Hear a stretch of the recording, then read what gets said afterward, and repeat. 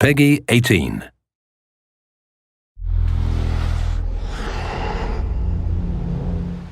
Hi, my name is Ashraf Ismail, Game Director of Assassin's Creed 4 Black Flag, and I'm very proud to be showing off the Caribbean open world. Here, we're going to start with Edward. After completing a few missions, he's met up with the assassins, but he's not yet bought into the creed, so he still has this selfish need for fame and fortune.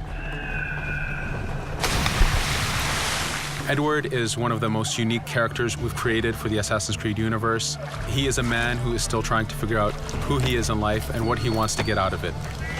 At this point in the story, he still wants that fame, so one way to get it is to complete these assassination contracts. This is a way to make money and to gain a bit of notoriety. So here we go. We have 2 targets to take out, 2 Templar brothers.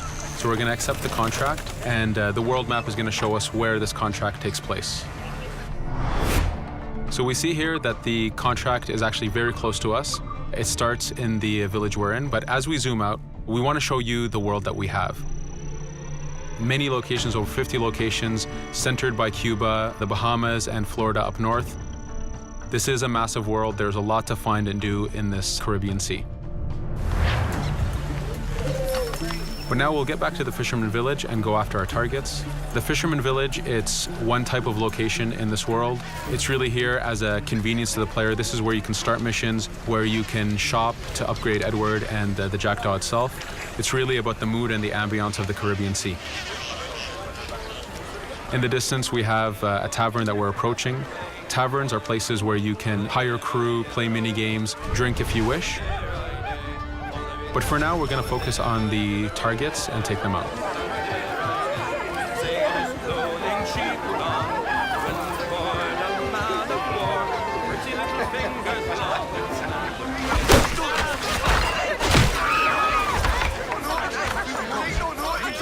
Now that we've taken out one brother, the other one's going to bolt. Just like classic ACs, we can chase him down and take him out that way, but there's many ways to complete this contract. We can use the new free aim system to shoot him this way, to eliminate him that way. We can jump onto the ship and take him out with his crew, but instead we're going to let him escape into the sea and follow him with the Jackdaw. This is your ship. This is the second main character of the game. You're going to have to customize and upgrade the ship as you go on this journey with Edward.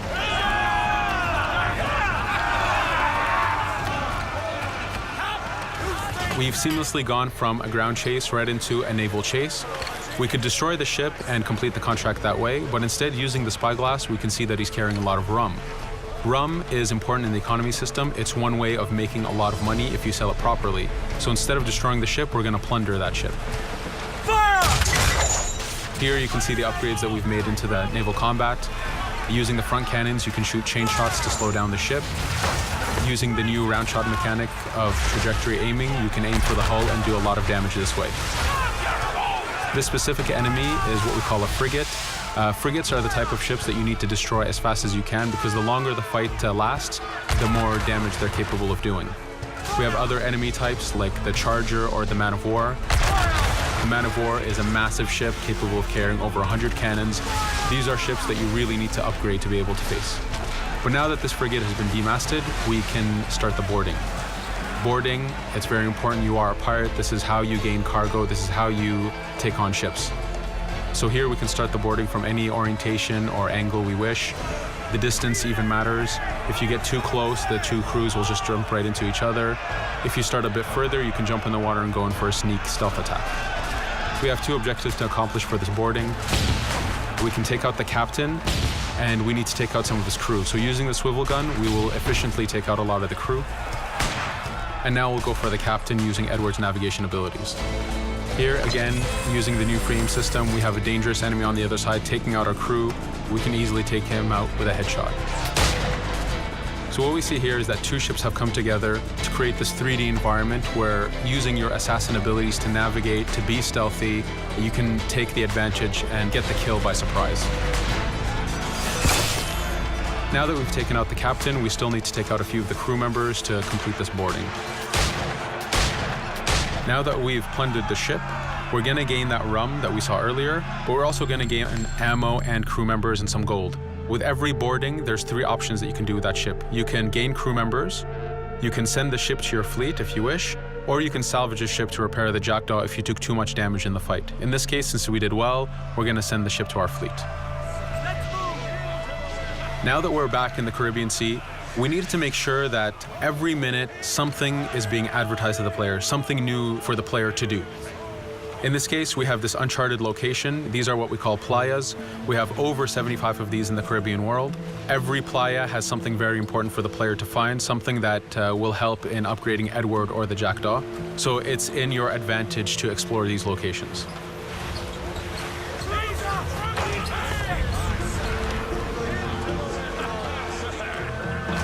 Again, for us, seamlessness is very important. We needed to be able to explore this Caribbean world without having too much interruption in the action. So being able to just let go of the wheel anywhere we want, jump into the water, and swim over to that location. This is very important for the mood and the immersiveness of this Caribbean open world. Here, as we get on the playa, in the distance we can see that there's a faction battle, but closer to us we can see that there's this poor drunken sailor who's passed away. But being a pirate, of course, we're going to loot his body and see what he has for us.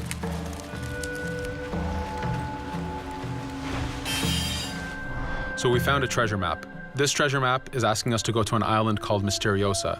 Every time you find one of these, you know that you're going to find a treasure that is linked to the progression of the Jackdaw or Edward, so they are very valuable. Here we're going to take a look at that faction battle. We have a British ship facing off against a Spanish ship. We could jump in and take advantage of this opportunity, allowing each ship to weaken the other and for us to plunder both. But now we're going to make our way back to the Jackdaw. Again, this is the second main character of the game. There's a lot of customization and a lot of upgrading to do on the Jackdaw. You can upgrade all the weapons to fit the playstyle you wish. Now, as we get onto the Jackdaw, we can see that the crew is cheering for us.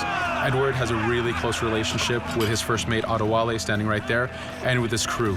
And this is something that you'll see later in the demo, that we can lose and gain crew members.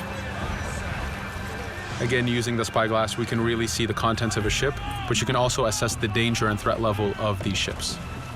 But for now, we're going to continue to Misteriosa to find that treasure. Here we've crossed into a harpooning zone. The harpooning system is connected to the hunting system, which is used for upgrading Edward himself.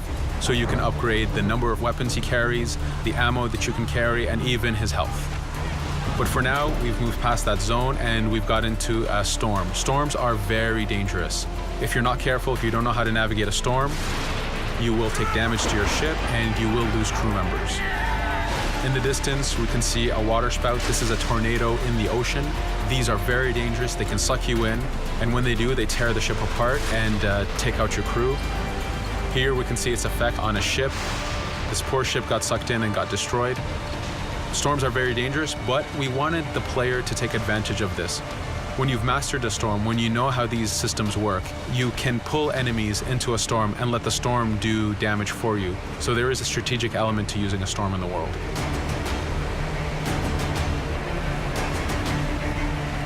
Here we can see that the storm is dying down a bit, but there's still this torrential downpour. It was very important for us to get the real mood of and the atmosphere of the Caribbean in the weather cycles and in the daytime cycles.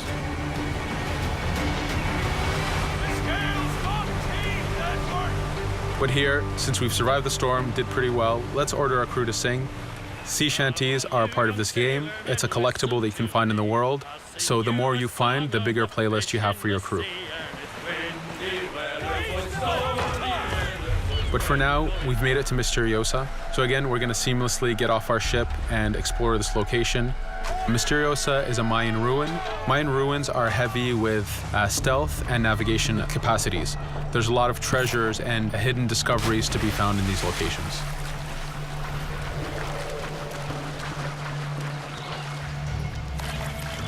If we recall the treasure map, the treasure is hidden behind a temple.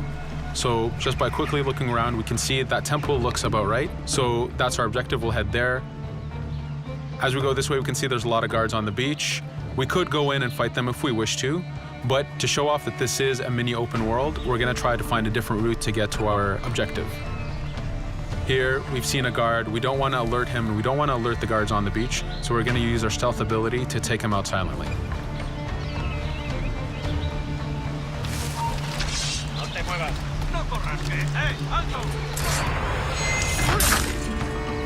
With AC3, we were able to push the navigation in the frontier, which means using natural environments like trees and rocks and so on. Mayan ruins are the perfect place where we mix man-made structures and these natural environments. So you really get to feel how far the navigation abilities of the assassin have come since the original game. In the distance there, we can see another part of the island being blocked off by a patrol of guards. We're going to avoid it for now and go for that treasure.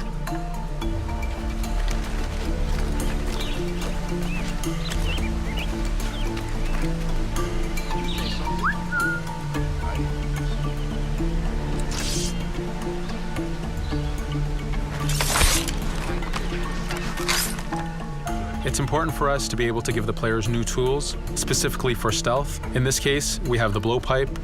Using the berserk darts, you make your enemies go crazy. Effectively, this means that they'll attack anything and everything in sight, including their own friends, animals, or Edward if he was in the way. So you do have to be careful with how you use it.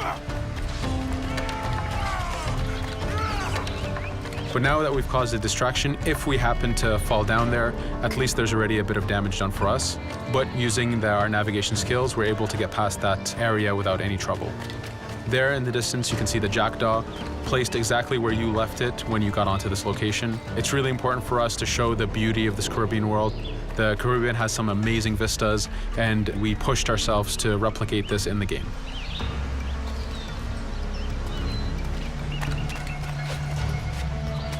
As we continue forward, we can see in the distance there's a couple prisoners that are taken hostage. This is a scenario that you need to use stealth. If you're detected by those guards, they will kill the hostages. So in this case, it's to your advantage to use the environment to figure out how you can take out those guards without being detected. In this case, it's 2 guards, so it's not too hard.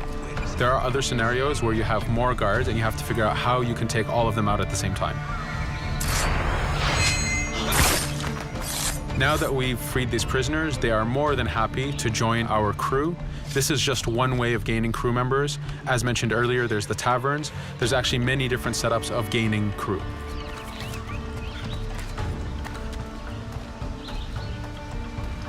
Here, we're going to go back to the treasure map. We can see that the treasure is actually behind the temple near a fountain. So if we just look around, we can see that it's around here.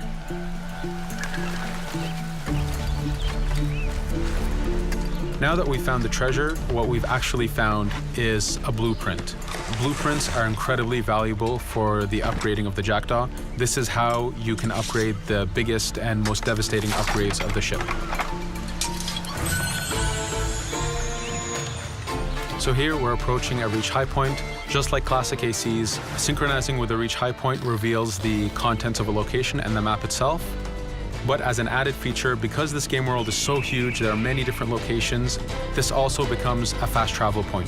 So now you can, by synchronizing, now you can come back here anytime you wish to collect those treasures that we passed up a bit earlier. Here we've reached the end of the demo. This was a tease of the open world that we have. We're very excited to be able to show off this game and to let you play it very soon. Thank you for joining us.